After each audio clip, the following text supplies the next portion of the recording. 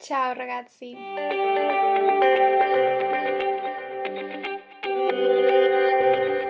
So today I wanted to talk to you about how I got into Cambridge, and so for that I'm going to walk you through the whole process of application.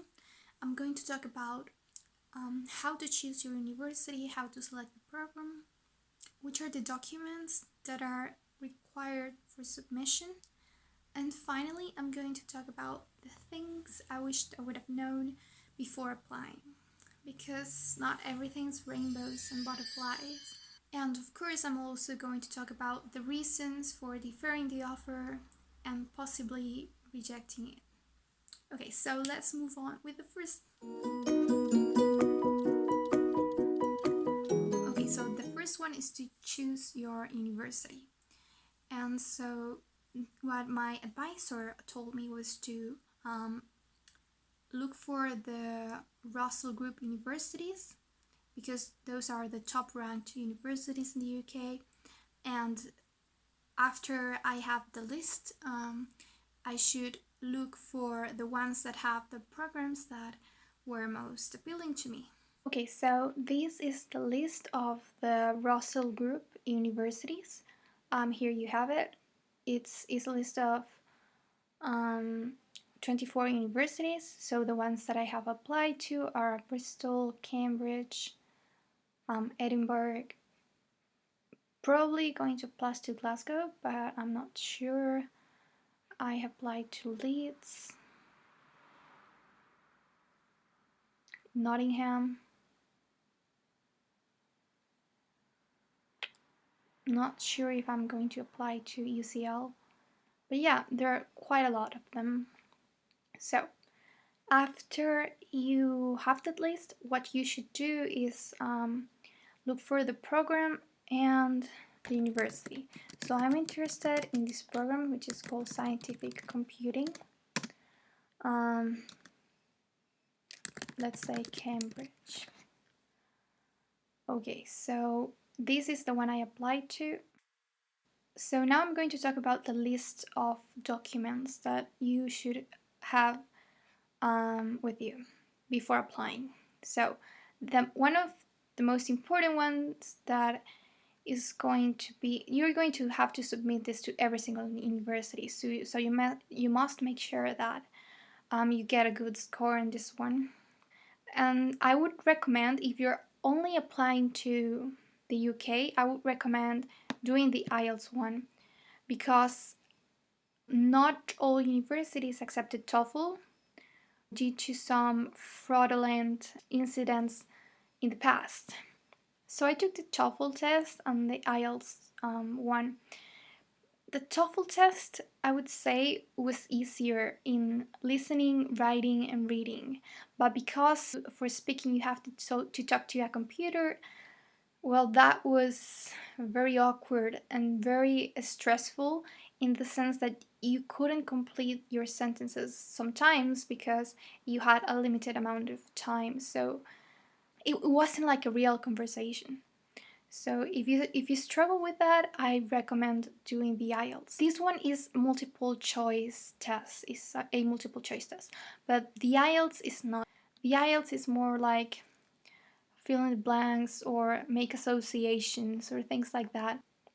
So I would say that the listening, the writing, and the reading are more complex in the IELTS, but the speaking is a lot easier because you're talking to a person and that's a lot more, I don't know, let's say natural.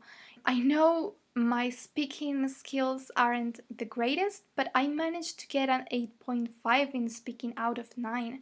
So that was quite surprising. How did I prepare for the TOEFL and the IELTS test? Well, I didn't.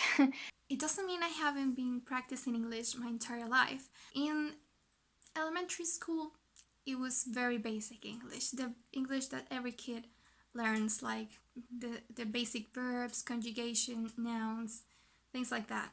And when I got into high school, it was even worse. I would say that what propelled my English was definitely watching Friends, and I'm not kidding, because the language they use, it is very colloquial. it is a lot easier for you to learn how to speak in English by listening to people um, communicating between themselves than by having to study it like any other subject. I think you should learn the language by immersion, by inserting yourself into um, everyday situations, just by listening to TV series in English with English subtitles was definitely the best thing you could do. And I became okay, so that is a good thing and it is a bad thing because I became a binge watcher. And also it's great because you can enhance your pronunciation, so you're not just learning the words, you're learning the correct way to enunciate them, to pronunciate them. Probably enunciate. It's not. Okay, that was ironic. Okay, so I always tend to deviate, and I am so sorry about that. But let's move on with this. Okay, so the English test. Then the other thing is going to be the certificate. So if you have already graduated, they're going to ask you for your graduation certificate and also the transcript. The transcript is is what they call a compulsory requirement, so make sure you have good grades. If you graduated with honors, you're all set, but if you didn't, you should make sure that you have something else to bring to the table because it's not going to be easy. Okay, so I'm going to go here to where I keep all my documents in order to see if I'm missing something. So I told you the certificate, the transcript, and of course the translations for those. So you're going to have to spend some money on that because official translations are not inexpensive. Your passport, and I'm going to add two more now. The letter of reference, sometimes two or three, usually two. And that one you could ask to your undergraduate advisor or a professor you think you somehow connected with. Also, if you did any sort of internship, you can ask for that letter of recommendation to your boss. There's another one which I think I'm forgetting. Oh, of course, your curriculum vitae. So in that one you have to put your education. If you have any publication, then just put it there. If you have attended summer schools, if you have done internships, what else? Any position that you've had in the past. In my case, I've been a teaching assistant, research assistant twice. I have worked as a physics tutor for an online learning company.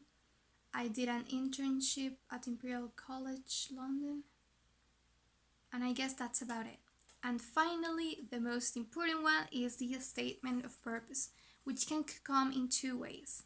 The universities can either ask you like a ton of questions, or you can submit a letter of motivation. Of course, I prefer to upload the statement of purpose because you usually have a base and then you change it a little bit in the end so that it is like customized for that program and that specific university. That is the easiest thing to do. But when they ask you a lot of questions, then it gets a lot more cumbersome because you have to do that for every single universities. And if you're applying to 10, gosh, I'm telling you, that is very time consuming. Okay, so I think we're all done with documentation.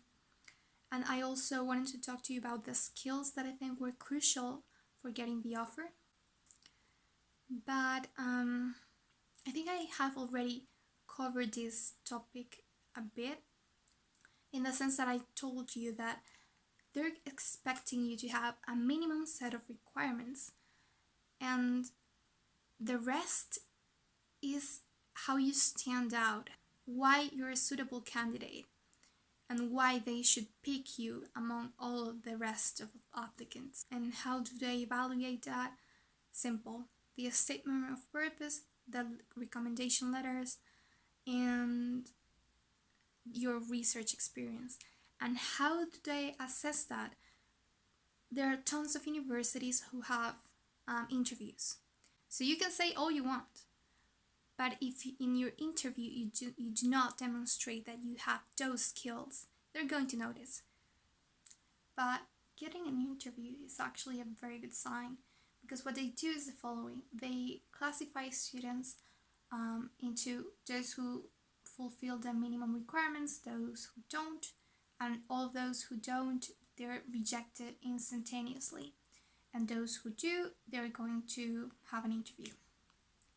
So in the interview, they want to verify that what you said in your statement of purpose is actually true.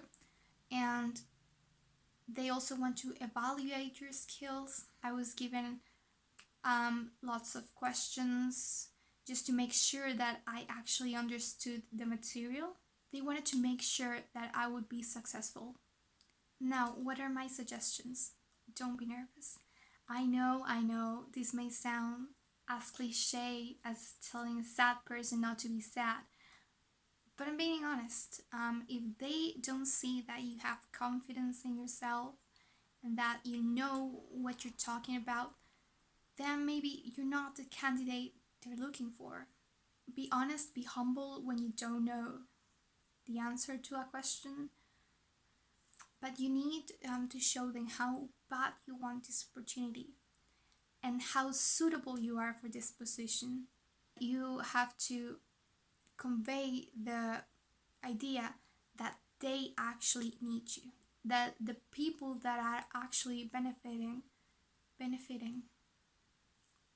they need to realize that without you, they would be losing a very great opportunity of doing great quality research. So basically, that's how you nail an interview. That digital spit, next level visual shit. I got that boom boom. How to beat bang.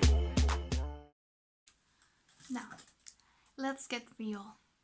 This is how all entrepreneurs do. Anyways, why is this girl over here deferring the offer from the university of her dreams? For me, this is like the equivalent of studying at Hogwarts. Why I'm saying no? It's actually quite simple.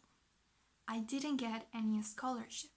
And why didn't I get one? Because it's extremely difficult for international students to get a master's degree scholarship. MPhils are not as easy to get for Latin American students than for European and Commonwealth countries students. I only had 3 options. The first one is the Gates, the second one is Cambridge Trust, and the third one is Chevening Scholarships. Not sure if that is the right way to pronounce the latter one, but anyways, the first 2 were given to PhD students. And the problem with the third one is that you're committed to return to your country for twice the amount of time you spent studying, and I am not sure I'm ready to make that sort of compromise. Because what if after I graduate I'm offered the job of my dreams in the country of my dreams? Of course they offer the scholarships to master students, but you can see and I can show you that those scholarships were given to students from either the UK or Commonwealth countries. Of course there were like 2 or 3 exceptions, but so far scholarships have only been awarded to students from those countries. Actually, if you try to look for Latin American countries, you'll find none. It's a bit discouraging, but nothing to do there. Yeah. So some of you may think I have not tried hard enough to look for external funding but that's not true. I have sent really lots of emails to international and national institutions that could help me out, but nobody is able or is willing to help me right now.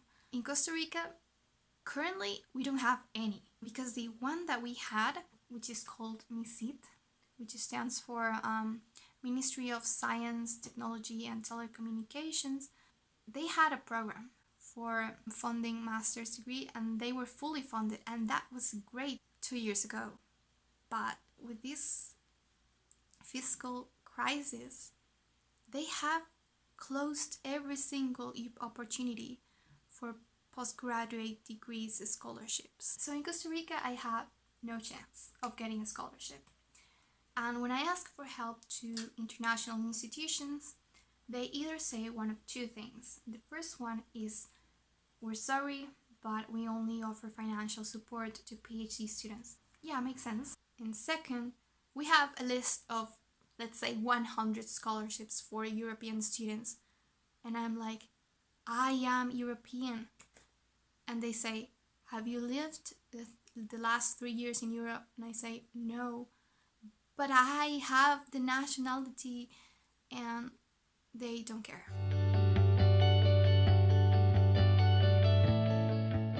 So there you have it. Now you know how to apply to Cambridge, what do they look for in an application, and the things that you have to take into account if you are an international student. So in summary, I would say, if you're applying for a PhD, then you should not worry. There's plenty of scholarship opportunities. And if you're applying to a master's degree and you're willing to go back to your country, no problem, go for the Chevening scholarship. It's actually pronounced But Chevening. if you're not, chances are that you're going to have to fund yourself. And who has $50,000 in cash? I think most of students don't. And yes, probably you will need a loan, and you'll have to decide for yourself what is best for you in the future. And in my case, I realized it wasn't worth it. That doesn't mean I have given up. I'm also applying to like 12 other universities. Some of them have the exact same problem, so I'm just hoping for the best. Yeah, we'll see how it goes, and I'll keep you informed.